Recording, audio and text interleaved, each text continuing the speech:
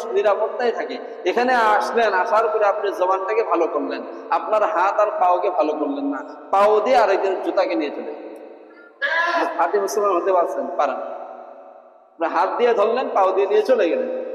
জবান ভালো রাখলেন, পাওকে ভালো রাখলেন, হাতকেও ভালো রাখতে পারলেন। কিভাবে জান্নাত যাবেন আর কিভাবে খাঁটি মুসলমান হতে পারবেন? এই জন্য নামাজ শেষ হয়ে গেলে অতটুকু চিন্তাধারা করবেন যে যেভাবে নামাজটাকে সতর্কতার সাথে আদায় করেছেন, ইবাদতটা করেছেন, জুতাটা পরার সময় একটু দেখবেন, নিচের দিকে তাকায় যে আমি আমারটা নিলাম না আরেকজনটা নিলাম। এই কষ্টগুলো দেওয়া যাবে না, এই কষ্টগুলো মোটেও দেওয়া যাবে। এটা আমাদের তারাবির সীমা হয়ে গেছে না, তাই না? একটু সতর্ক থাকা লাগবে, এটার প্রতি নিজে আমল করবেন, এটাও একটা আমল। এটাও আমার মানে যে সামানাগুলোকে সতর্কতার সাথে ব্যবহার করা, নিয়ে যাওয়া, এটাও একটা সুন্নাহ। আরেকজনটা নিয়ে গেলে তো সুন্নাহ হবে না ভাই। এই জন্য সতর্ক থাকা লাগবে, বুঝছেন? আর বিশেষ করে একটা বিষয়, আমরা যখন জুমার নামাজের 2 রাকাত নামাজের সালাম ফিরাই, দোয়াটা হওয়ার সাথে সাথেই আমরা অনেক মুসল্লি বের হয়ে চলে যাচ্ছি।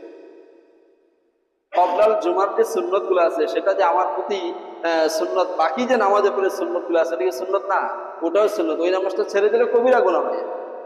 তা আসলাম, আসে কিছু ফরজ ইবাদত করলাম, যাওয়ার পরে কিছু কবিরা গুনাহ করে ফেললাম, তাহলে তো আমি